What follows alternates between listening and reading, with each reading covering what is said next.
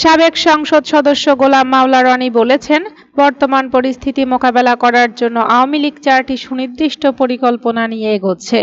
সম্প্রতি নিজের ইউটিউব চ্যানেলে প্রকাশিত এক ভিডিওতে তিনি এই পরিকল্পনাগুলো বিস্তৃতভাবে তুলে ধরেন।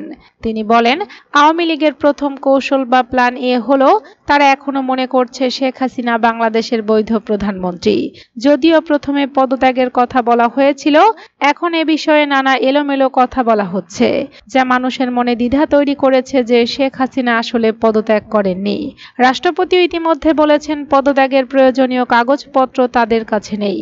যদিও শেখ হাসিনা একাধিকবার বলেছেন তিনি পদত্যাগ করেননি। আবার পরিস্থিতি মেনে নিয়ে তত্ত্বাবধায়ক সরকারের অধীন নির্বাচনে অংশগ্রহণ করতে চান বলেও জানিয়েছেন।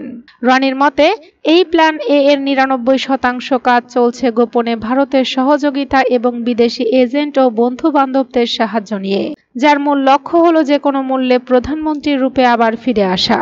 রনি জানান, তাদের দ্বিতীয় কৌশল বা প্ল্যান বি হলো বাংলাদেশের রাজনৈতিক পরিস্থিতিকে স্বাভাবিক বা নরমালাইজ করা। একে তিনি রিকনসিলিয়েশন হিসেবে উল্লেখ করেন। এই পরিকল্পনা অনুযায়ী বিএনপি ক্ষমতায় আসুক বা নির্বাচন হোক অথবা নির্বাচনে আওয়ামী লীগ অংশগ্রহণ করুক, তারা একটি রিকনসিলিয়েশন করে 5 বছরের একটি মাল্টিপ্ল্যান নিয়ে আবার ক্ষমতায় ফিরে আসার চেষ্টা করবে।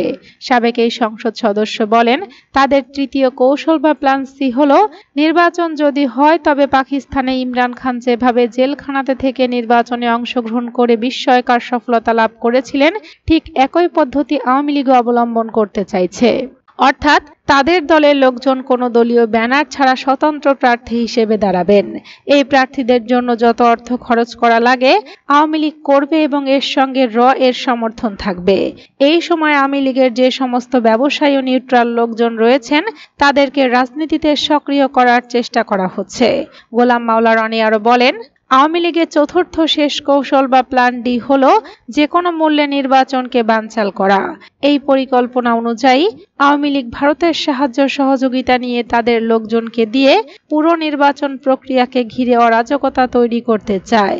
এর মাধ্যমে নির্বাচনের প্রার্থীরা, বিশেষত বিরোধী প্রার্থীরা, যেন ভয় আতঙ্ক বোধ করেন এবং নির্বাচনের মাঠ রীতিমতো ভয়াবহ করে তোলা যায়, সেটাই তাদের উদ্দেশ্য।